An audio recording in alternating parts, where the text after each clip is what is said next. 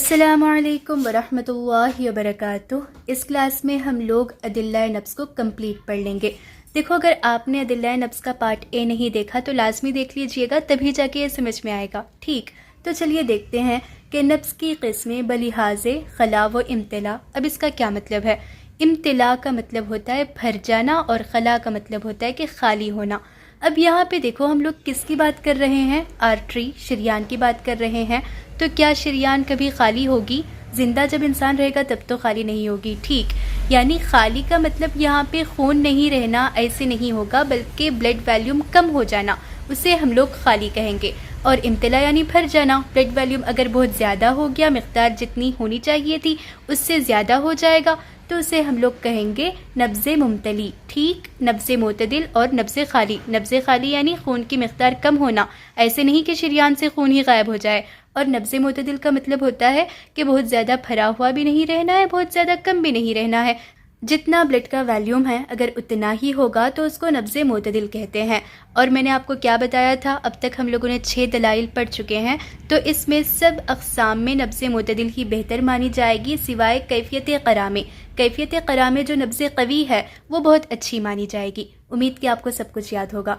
अब हम ये देखेंगे कि नब्ज़ की अक़साम बलिहाज़े मलमस। ये लफ्ज़ बना है लमसा से। लमसा का मतलब होता है छू कर देखना, यानी इंग्लिश में टैक्शन कहा जाएगा।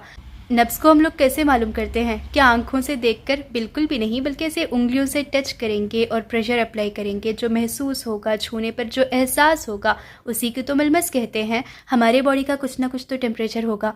अगर बॉडी का टेम्परेचर से ज़्यादा टेम्परेचर नब्ज़ की जगह हमें दिखाई देता है तो नब्ज़े हार कहलाएगा। और बॉडी टेम्परेचर के बराबर बराबर नब्ज़ का भी टेम्परेचर होगा तो उसे नब्ज़े मोतदिल कहेंगे। अगर बॉडी टेम्परेचर से कम होगा तो तब हम उसे नब्ज़े बारिद कहते हैं। नब्ज़ की 8वीं दलील है इस्तिवा व इख्तिलाफ। इख्तिलाफ का मतलब होता है वेरिएशन और इस्तिवा का मतलब होता है कि बराबर बराबर होना, ठीक, सेम होना, एकसा होना, सिमिलर होना। अब यहाँ पर कौन सी चीज़ में वेरिएशन होना है और कौन सी चीज़ें सेम सेम होना है? मैंने यहाँ लिखा है उमूर खमसा। उमूर किसे कहते हैं? ये वाला लफ्ज़ मैंने उमूर तबिया में समझा रखा है। उमूर अमर की जमा है और अमर किसी चीज़ को कहेंगे, रुकन को कहेंगे या फिर कोई फंक्शन को कहेंगे। खमसा 5 को कहते हैं। आपको याद है जब मैं दलाइल बता रही थी तो मैंने कहा था कि ऑर्डर से याद रखना ज़रूरी है, क्योंकि जो शुरुआत के 5 दलाइल है उन्हीं को हम लोग उमूर खमसा कहते हैं। अगर वो सेम होंगे तो इस्तिवा कहलाएगा, अगर उसमें कुछ भी वेरिएशन होगा तो इख्तिलाफ कहलाएगा। आपको समझ में आया कि मैं क्या बता रही हूँ? देखो, समझ में तो तब आएगा जब हम इन तीनों चीज़ों के बारे में समझेंगे। एक तो है मुख्तलिफ नब्ज़ात, दूसरा है एक ही नब्ज़ के मुख्तलिफ अज्ज़ा और तीसरा है नब्ज़ा के किसी एक ही जुज़ में। अब इसका क्या मतलब है? मुख्तलिफ नब्ज़ात यानी अलग अलग बीट के दरमियान हम लोग वेरिएशन देखेंगे। एक बीट होगा, दूसरा बीट, तीसरा बीट। ठीक, हर मिनट में कितने बीट्स होते हैं? On an average 70 to 80 beats पर मिनट होंगे ना। तो एक क़रा से दूसरे क़रा के दरमियान जो भी वेरिएशन होगा, सिमिलैरिटी होगा, उसी को हम लोग इस्तिवा व इख्तिलाफ कहेंगे। एक ही नब्ज़ के मुख्तलिफ अज्ज़ा का मतलब ये है कि नब्ज़, परकस या फिर मानो के बीट क़रा एक ही है, लेकिन जब आप ऐसे 4 उंगलियों का प्रेशर अप्लाई कर देखोगे तो इस उंगली में बीट की कैफियत कुछ और एहसास होगी, इसमें कुछ और, इसमें कुछ और इसमें कुछ अलग ही एहसास होगा। यानी नब्ज़ तो एक है, क़रा पल्स एक ही है, लेकिन उसका जो एहसास होगा अलग अलग उंगलियों में अलग अलग दिखाई दे रहा है, वेरिएशन दिखाई दे रहा है। तो इसका ये मतलब हो जाएगा। इनके नाम भी आपको याद है ना, ये सबाबा होगा और फिर इसे वस्ता कहते हैं, बिनसर और खिंसर है। नब्ज़ा के किसी एक ही जुज़ में। अब इसका क्या मतलब है? एक ही जुज़ का ये मतलब है कि तरकीब नब्ज़ा में आपको याद होना चाहिए, हम लोगों ने पढ़ा था कि 2 हरकत होते हैं, 2 सुकून होते हैं। उनके दरमियान अगर वेरिएशन हो जाएगा तो उसे हम कहेंगे कि नब्ज़ा के एक ही जुज़ में वेरिएशन दिखाई दे रहा है। इख्तिलाफ़ सनाई, इख्तिलाफ़ सुलासी और इख्तिलाफ़ रुबाई, ये क्या है? मैंने अभी आपको बताया कि उंगलियों के दरमियान जो भी वेरिएशन हमें दिखाई देगा, भले ही क़रा और बीट एक ही है, लेकिन जो एहसास हो रहा है उंगलियों में वो अलग अलग है।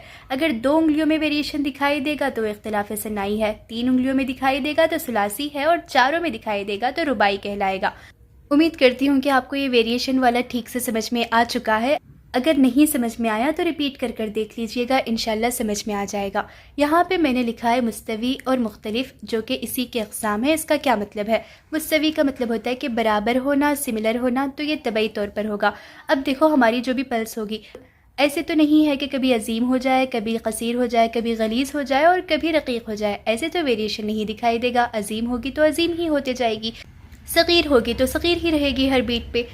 تو اس طرح کی نبض کو ہم لوگ طبعی کہتے ہیں. اب یہاں پہ اس کی مزید 2 اقسام ہے، مطلق اور مقید. اس کا کیا مطلب ہے؟ مطلق یعنی سمپل، مقید یعنی یہاں پہ ایک قید لگا دیا گیا ہے، ایک رول ہے. یہ تھوڑا سا آپ کو مشکل لگ رہا ہوگا لیکن اتنا مشکل نہیں ہے، میں آپ کو سمجھا دوں گی تو شاید سمجھ میں آ ہی جائے.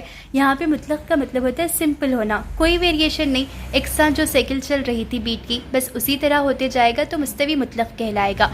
مستوی مقید میں تمام چیزیں سملر ہوں گی لیکن کوئی ایک چیز کے اندر ویریشن آ جائے گا اور وہ ویریشن ہر مرتبہ سیم ہوگا. اب اس کا ایسے مطلب ہے کہ مانو 3 بیٹ کے بعد ایک مرتبہ نبض سری آ جاتی ہے، پھر 3 بیٹ کے بعد ایک مرتبہ نبض سری آ جاتی ہے. یعنی جو درمیان میں 3 بیٹ ہے وہاں پہ زمانہ حرکت تو سیم تھا، لیکن 3 بیٹ کے بعد زمانہ حرکت کم ہو جاتا ہے اور وہاں کی نبض سری بن جاتی ہے.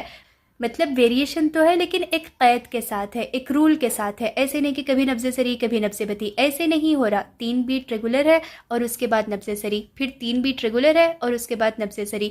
امید کرتی ہوں کہ آپ کو سمجھ میں آیا ہوگا. میں نے اگزامپل دے کر اسی لیے بتایا تاکہ آپ کو کانسیپٹ سمجھ میں آ جائے. ٹھیک، اب ہم مختلف کے بارے میں پڑھیں گے. یہاں پہ تو تمام جو اجزاء تھے وہ تو سملر تھے، لیکن ویریشن کیسے ہوگا؟ ان تینوں کے درمیان ویریشن ہوگا. ان کے بارے میں تو میں پڑھا چکی ہوں. اس مختلف کے بھی نا 2 اقسام ہیں، ایک ہے مطلق اور ایک مقید. مقید یعنی یہاں پہ جو بھی ویریشن ہوگا اسی کی طرح ہوگا جیسے مستوی میں ہو رہا تھا، لیکن یہاں پہ بس ایک میں ویریشن تھا. یہاں پہ 2 یا 2 سے زیادہ پیرامیٹرز میں ویریشن ہو سکتا ہے، جیسے زمانہ حرکت ہے، زمانہ سکون ہے، کیفیت قرا ہے، اس طرح. ٹھیک، اور مطلق میں ایسے ہوگا کہ جو بھی ویریشن ہوگا وہ سمپل ہوگا کہ اب ویریشن آ گیا اس کے بعد ویریشن نہیں ہے، پھر ویریشن آ گیا پھر ویریشن نہیں ہے، ایسے ہوگا. اب آپ کہو گے کہ میم یہاں پہ بھی تو مطلق ہے، یہاں پہ بھی تو مستوی کی بات ہو رہی تھی، لیکن یہاں پہ کوئی بھی چیز میں ویریشن نہیں تھا، سب کے سب برابر تھے. لیکن یہاں پہ ویریشن ہوگا، کبھی زمانہ حرکت کم ہو سکتا ہے، کبھی زمانہ حرکت زیادہ ہو سکتا ہے، پھر کم ہوگا پھر زیادہ ہوگا، ایک آرڈر کے ساتھ ہوگا تو اسے مطلق کہیں گے. مقید میں کیا ہوتا ہے کہ آرڈر تو ہوگا لیکن 2 سے زیادہ پیرامیٹرز میں تبدیلی آ چکی ہوگی. ٹھیک، امور خمسہ تو آپ کو پتہ ہے کہ سب سے پہلے مقدار انبساط، کیفیت قرار، زمانہ حرکت، زمانہ سکون اور قوام اعلیٰ. یہاں پہ دیکھو انہی کے ویریشن کو لکھا گیا ہے کہ اعظم و صغر، ہائیسٹ اور لوئسٹ پوائنٹ کو لکھ دیے، یعنی بگ پلس، شارٹ پلس. آپ مجھے کامنٹ سیکشن میں بتائیے گا کہ یہ ہائیسٹ اور لوئسٹ پوائنٹ کون سے دلائل کے ہیں، یعنی ان کے نام مجھے بتانے چاہیے، جیسے کہ میں نے اس کا بتا دیا جو کہ مقدار انبساط ہے. 9ویں دلیل ہے نظام و عدم نظام، یعنی ریگولیرٹی اور ارریگولیرٹی. دیکھو شیخ الرئیس تو بتاتے ہیں کہ جو 8ویں قسم ابھی ہم لوگوں نے پڑھا ہے بس اسی کا ایک سب ٹائپ ہے، لیکن دوسرے طباء نے اس کو ایک الگ کیٹیگری یا پھر ایک الگ دلیل بتائے ہیں. منتظم کا مطلب ہوتا ہے کہ ایک آرڈر میں ہونا، مختلف مطلب بہت زیادہ ویریشن ہونا. ٹھیک، مطلب کبھی سمجھ میں ہمیں نہیں آئے گا کہ نب سری ہے کہ بتی ہے، یا پھر عظیم ہے کہ صغیر ہے، لین ہے کہ سلیب ہے، کچھ بھی اس پہ ویریشن آتے ہی جائے گا تو مختلف منتظم کہلائے گا. ایک دم ارریگولر یا پھر ڈس آرڈر کا ہونا. منتظم مطلق یعنی سمپل، اور منتظم آرڈر کو کہتے ہیں، یعنی یہاں پہ جو بھی ترکیب نبضہ ہے وہ ہر بیٹ میں سیم ہوگا، کچھ بھی ویریشن نہیں ہوگا. یعنی مستوی کی ہی تو بات ہو رہی ہے، اسی لیے تو شیخ الرئیس نے بتایا کہ یہ 8ویں قسم کا ایک سب ٹائپ ہی ہوگا اور یہ طبعی ہے. منتظم دائر کسے کہتے ہیں؟ دائر نہ دائرے کو کہتے ہیں، سرکل کو کہتے ہیں. مطلب جس بھی پیرامیٹر کا ویریشن ہوگا وہ سیم ہوگا، مطلب گھومتے ہوئے آئے گا. 3 بیٹس کے بعد وہی ویریشن، پھر 3 بیٹس کے بعد وہی ویریشن. دیکھو کچھ بھی ہو سکتا ہے، میں 3 یہاں پہ اگزامپل کے طور پر بتا رہی ہوں. ہو سکتا ہے کہ 2 بیٹس کے بعد ایک ویریشن آ جائے، پھر 2 بیٹس کے بعد ایک ویریشن آ جائے. دائر کا مطلب ہوتا ہے کہ گھوم پھرا کر سیم ویریشن آ جانا، تو اسے منتظم دائر کہیں گے. منتظم اس لیے کیونکہ آرڈر کے حساب سے ہو رہا ہے نا، ایسے نہیں کہ کبھی کچھ جیسے کہ اس میں ہو رہا تھا مختلف منتظم میں. یہاں پہ ایسے نہیں ہوگا، آرڈر کے ساتھ اختلافات ہوں گے، آرڈر کے ساتھ ویریشن ہوں گے. اب ہم آخری پیرامیٹر پڑھ رہے ہیں، آخری دلیل پڑھ رہے ہیں نبض کی، جو کہ وزن ہے. وزن تو ویٹ کو کہتے ہیں. کیا یہاں پہ ویٹ چیک کریں گے؟ بالکل بھی نہیں.